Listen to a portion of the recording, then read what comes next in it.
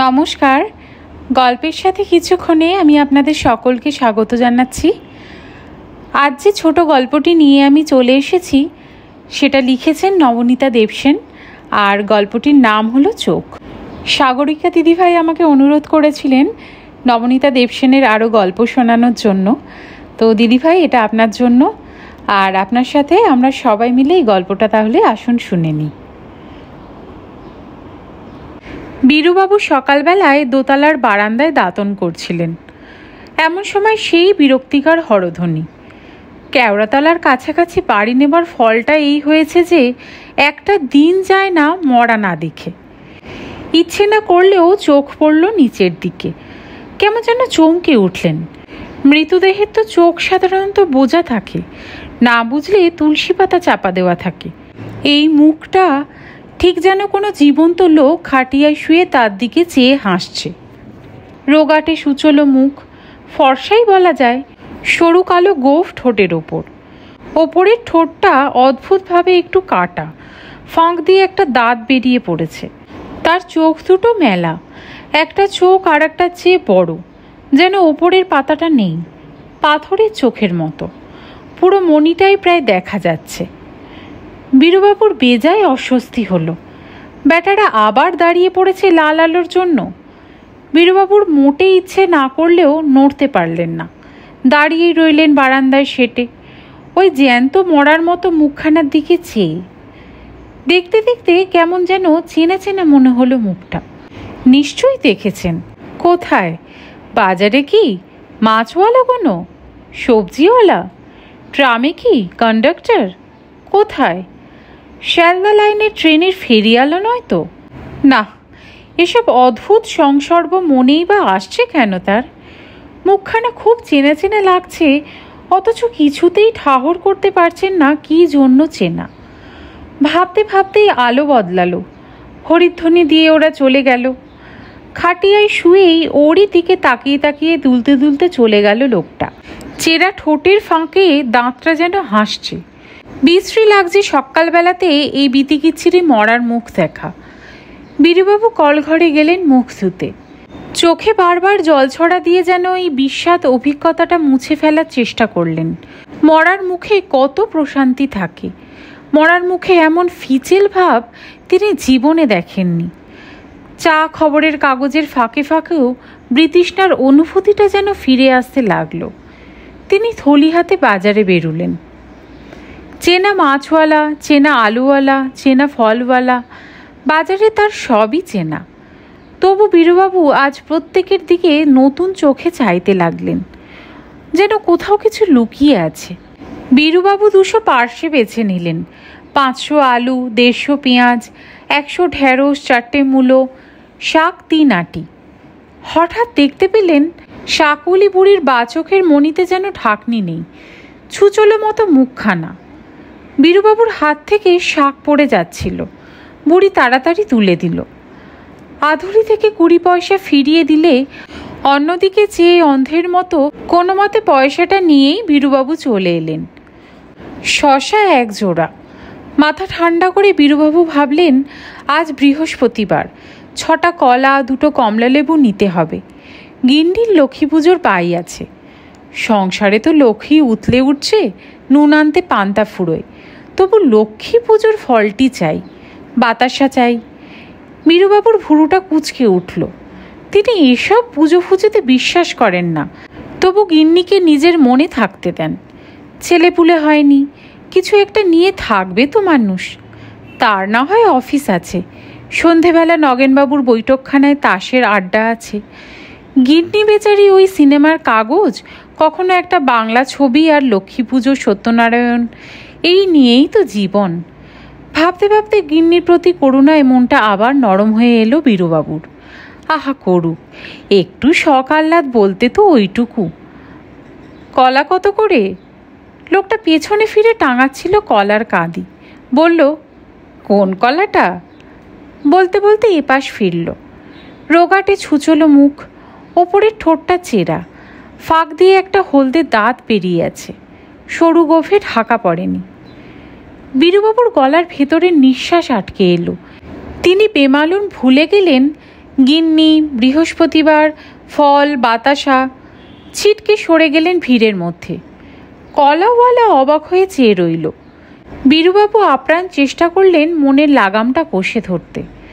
বাজারের জনস্রোতে কারোর দিকে চাইতেই ওর কেমন ভয় করতে লাগলো, যেন প্রত্যেকেরই মধ্যে একটা চমক থাকতে পারে। কোনো দিকে না তাকিয়ে হাঁটতে গিয়ে কার বুঝি পা মারিয়ে দিলেন। উফ, দেখে চলতে পারেন না?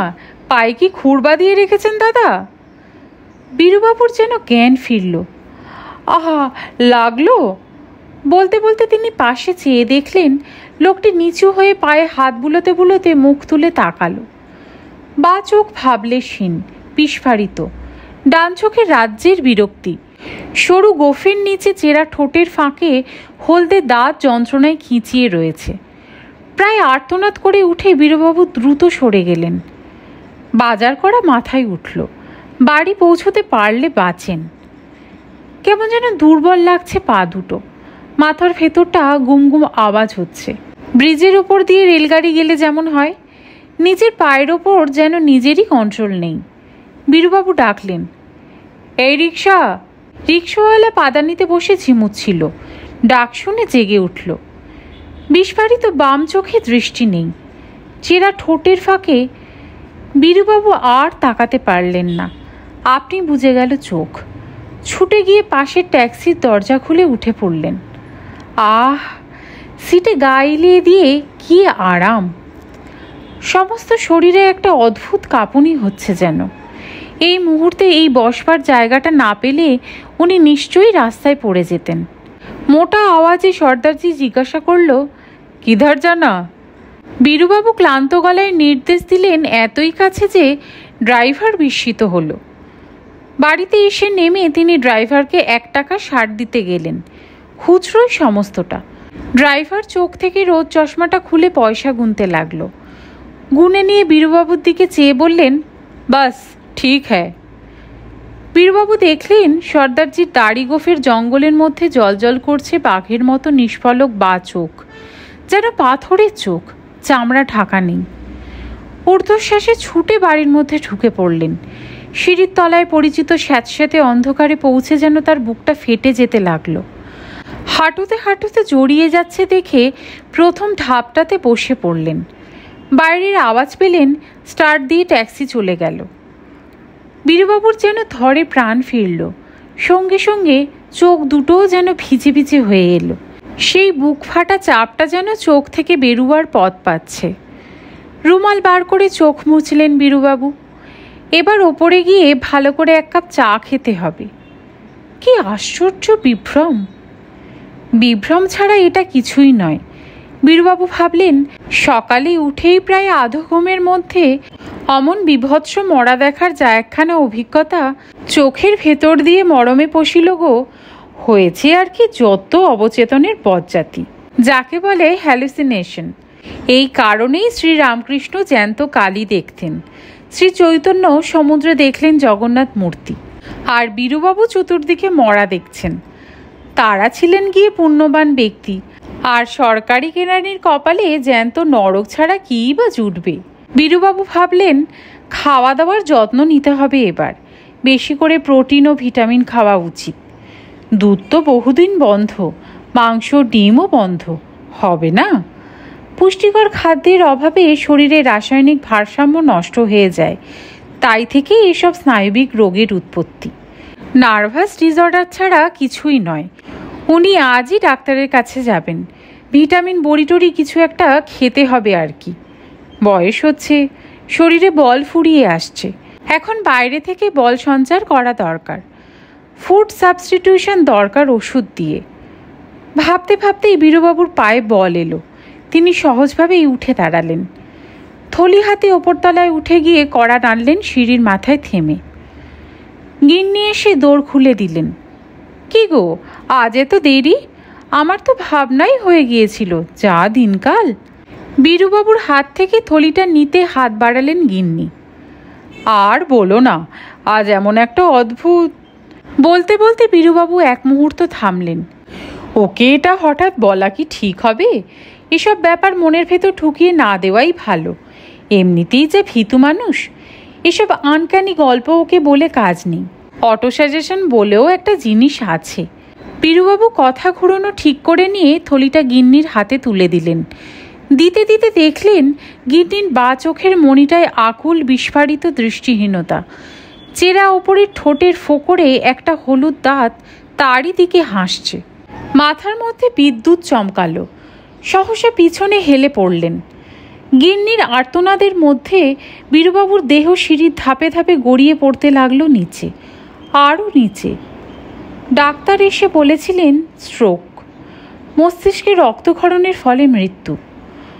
কত শত স্ট্রোকের পেছনে যে কী গল্প থাকে আমরা কি জানতে পারি? বীরুবাবুর গল্পটাই তো তিনি বলে যেতে পারলেন না। শেষ করলাম আজকের একটি ছোট গল্প চোখ, যেটা লিখেছেন নবনীতা দেবসেন। গল্প পাঠ আপনাদের কেমন লাগছে আমাকে কমেন্ট করে প্লিজ জানাবেন। আর যদি ভালো লাগে তবে চ্যানেলটাকে একটা লাইক দিয়ে সাবস্ক্রাইব করে নেবেন। এরকম আরও নতুন নতুন গল্প নিয়ে আমি চলে আসব। সকলে খুব ভালো থাকবেন, সুস্থ থাকবেন। নমস্কার।